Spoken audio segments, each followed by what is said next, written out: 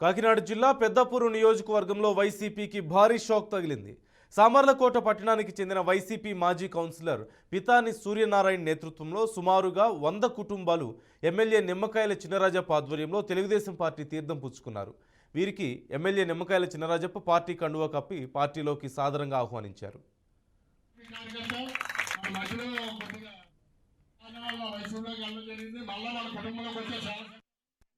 తిరిగినప్పుడు నేను చెట్టుపల్లిపేట కిందకు వచ్చి చూశాను. నేను అంతా కూడా పరిస్థితి అంతా చూశాను. కానీ ఈ గవర్నమెంట్లో మరి 5 సంవత్సరాల్లో కూడా ఏమీ చేయలేని పరిస్థితిలో మనం ఉన్నాం. ఖచ్చితంగా గవర్నమెంట్ వస్తుంది. గవర్నమెంట్ వచ్చిననే ఏ సూర్యనారాయణ గారు ఏం చెప్పాడో అన్నీ కూడా తప్పకుండా చేస్తానని చెప్పి తెలియజేసుకుంటూ సూర్యనారాయణ గారు కౌన్సిలర్గా పనిచేశాడు.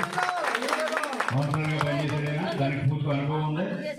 అనుభవాన్ని ఉపయోగించుకుని మేము ఈ సమస్యలను తెలుసుకుని ఈ సమస్యలను కూడా పరిష్కారం చేస్తానని తెలియజేస్తాను. నేను ఎమ్మెల్యేగా ఉన్నప్పుడు మీరు చూశారు, ఇవన్నీ కూడా అన్నీ కూడా చేయలేని పనులన్నీ కూడా నేను చేశాను. ఆ రోజు ఆఫీసులన్నీ కూడా కట్టాను, రోడ్ అంతా డెవలప్ చేశాను, రోడ్ వేసాను, సెంట్రల్ లైటింగ్ పెట్టాను, పేటలన్నీ కూడా ఇక్కడ ఎస్ఐ పేటలో నిధులు తెచ్చి ఖర్చు పెట్టాను.